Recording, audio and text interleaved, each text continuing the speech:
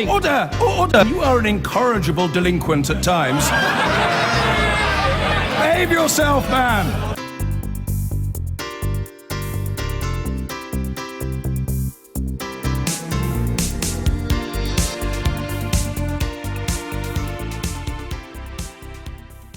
What about UKIP? The party's views on Europe and immigration, they're well known, but voters may not know what Nigel Farage's Purple Army thinks about issues like recycling and the council tax.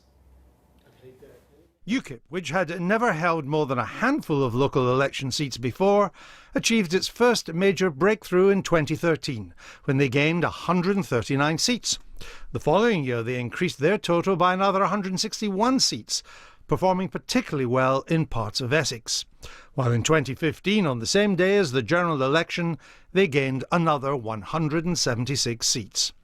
In that set of elections, UKIP won control of Thanet Council in Kent, the first time the party took control of a local council, apart from town and parish councils.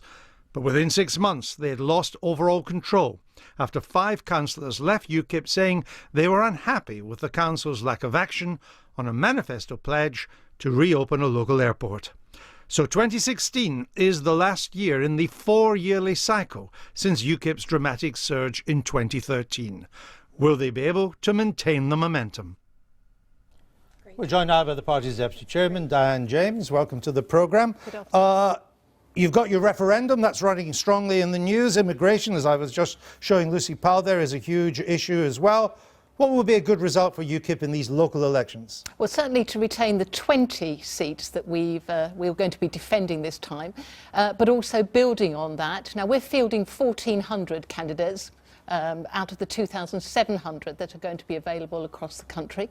We're also fielding candidates in all of the big assembly elections, so that's Stormont, Holyrood, Welsh Assembly. So you're looking to gain? And the Police Crime Commissioner. So no, we're really... I know where you're standing. Are you looking to gain? Oh, of course we're looking to gain. I mean, you know, we wouldn't be doing anything otherwise. I mean, if you look at, put this in I know you may not like this, in a European context, I mean, populist and anti-EU parties are gaining ground right across Europe. Yep. So if you don't gain ground, there must be serious doubts in this climate about your long-term future. Well, I've just confirmed to you, we are looking to gain ground. We are looking to increase the number of councillors that we've got, as well as membership of all of the assemblies that I've just referred to. The momentum, as you rightly point out, is behind the populist parties, as you called them, but certainly what I would say behind the Eurosceptic parties, because what they do see and they share in terms of issues is the impact, the negative impact that EU membership is having on, particularly, for instance, just trying to plan in terms of infrastructure and other aspects. And yet, when you get a foothold in local government, it doesn't go very well, does it? Look at the first council you've controlled, Thanet. Within 6 months, you had lost overall control.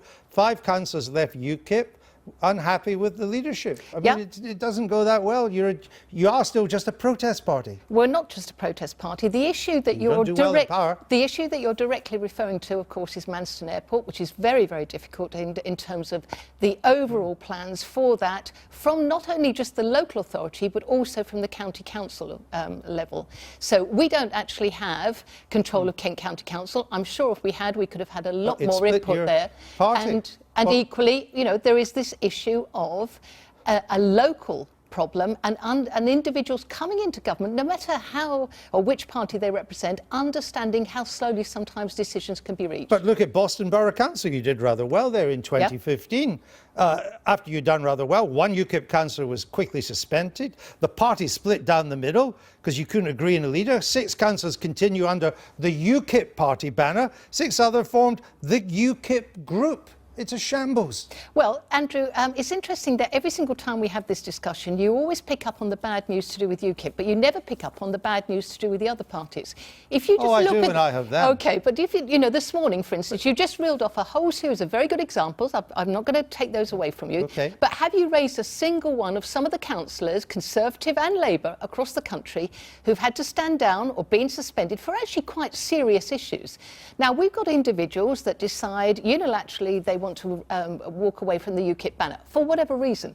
But these issues in terms of individuals who committed, real issues and have been suspended or had to stand down, that's a wholly different ballgame. And I'd like you to be a little bit fair, if you don't mind, in terms of tackling that. As you know, my job is to put the tough questions to each party, as I think we've been showing we've been doing this morning.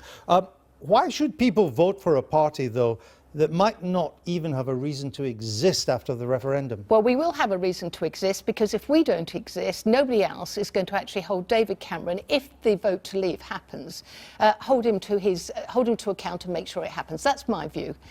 In terms of our actual councillors, bear in mind, we are the only party out there, we don't whip our councillors. Now, that maybe goes back to some of the explanation behind the Manston issue. Probably just as well. Oh, well, yeah. Well, you sound pretty unwhippable. Well, I'm not into dominatrix stuff. No, I'm talking politics. Yes, I know, but that's the sort of thing that some of our cabinet ministers are accused of at the moment. But, the issue here is there is a real disquiet amongst the electorate that they want to vote for somebody, and then they see the systems that are currently in place where it's cabinet system rather than committee. There are backbenchers that find themselves in a situation where they actually can't contribute to decisions. And we're talking about, incursions into the green belt, house building targets, academy schools, which you talked about just a few minutes ago.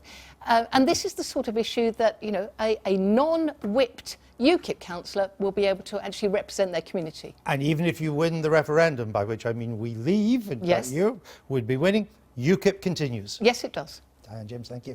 Okay. I've been getting away with it all my